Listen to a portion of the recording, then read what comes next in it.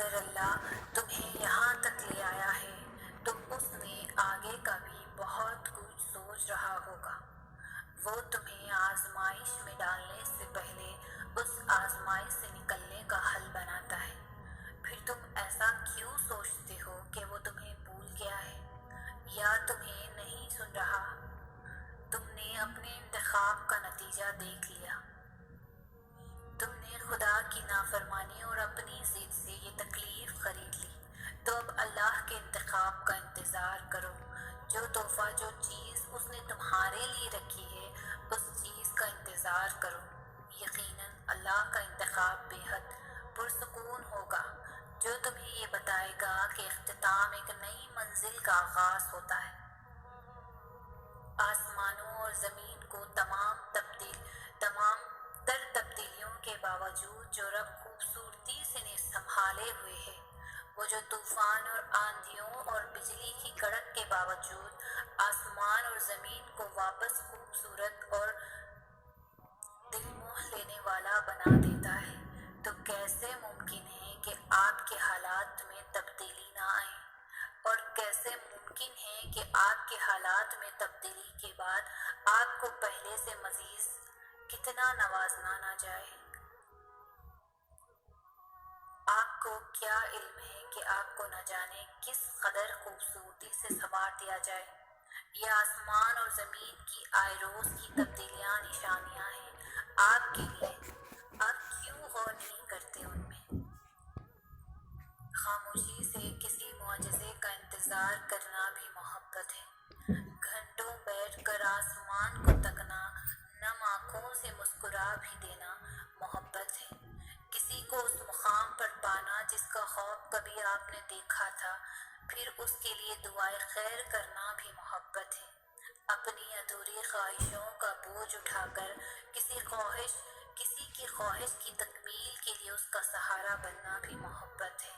اپنا غم چھپا کر دوسروں کو ہنسانا بھی محبت ہے۔ اے ایمان والو، صبر اور نماز سے مدد لیا کرو، بے شک اللہ صبر کرنے والوں کے ساتھ ہے۔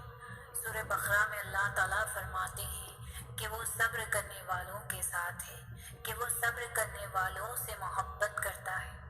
جب کبھی تمہارا صبر تھکنے لگے تو یہ آیت یاد کر لینا۔ لوگ پوچھتے ہیں کہ درد میں سکون کیسے ہو سکتا ہے؟ جب تم صبر اس لیے کرتے ہو کہ اللہ نے کہا ہے، جب تم صبر اس لیے کرتے ہو کہ یہی اللہ کی رضا ہے، جب تم یہ جان لیتے ہو کہ اگر صبر کریں گے تو اللہ میری طرف مسکرا کر دیکھے گا، تب وہ درد میں بھی سکون دینے لگتا ہے۔ اگر صبر کرنا مشکل ہوتا تو اللہ کبھی یہ نہ کہتا کہ صبر کرو۔ وہ جانتا ہے اپنے پیاروں کو، اور اس کے پیارے جہاں صبر مشکل ہو جائے وہیں پر صبر کرتے ہیں۔ اکثر ہم بھول جاتے ہیں اللہ کو، اس سے باتیں کرنا بھول جاتے ہیں، نماز چھوڑ دیتے ہیں، بھول جاتے ہیں کہ وہ ہمیں دیکھ رہا ہے اور گناہ کر بیٹھتے ہیں۔ بھول جاتے ہیں کہ اس کی محبت کے بنا انسان محض ایک وجود ہے، زندگی کے بغیر وجود جس میں اللہ کی محبت نہیں۔ ہم بھول جاتے ہیں اس کی رحمت کی چادر کو، مگر وہ نہیں بھولتا۔ کہیں بھی، کسی بھی جگہ، کسی بھی حال میں، ہر لمحے وہ نہیں بھولتا۔ اس کو تمہارے گناہوں سے بھی فرق نہیں پڑتا۔ اگر ایک بار تم اس کی جانب لوٹ جاؤ تو آسمان کی اونچائی جتنے گناہ بھی لے کر اس کے پاس جاؤ نا، تو وہ بس آنسوؤں کے قطرے سے معاف کر دیتا ہے، سب بھلا دیتا ہے، مگر محبت کرنا نہیں چھوڑتا۔ ایسی محبت کرتا ہے وہ۔ کبھی اللہ سے محبت کا اظہار کیا ہے؟ کبھی اللہ تعالیٰ کو بولا ہے کہ یا اللہ مجھے آپ سے بہت محبت ہے؟ کبھی اللہ تعالیٰ کو بولا ہے کہ آج میں نے آپ کو بہت یاد کیا؟ ہم لوگوں کے پیچھے تو بھاگتے ہیں نا، لوگوں کو تو اکثر یہ کہتے رہتے ہیں، مگر اللہ کو نہیں کہتے بھی تو بہت کم۔ کبھی کبھار ہم اپنے آپ میں اتنا گم ہو جاتے ہیں کہ اللہ ہمیں بھول جاتا ہے۔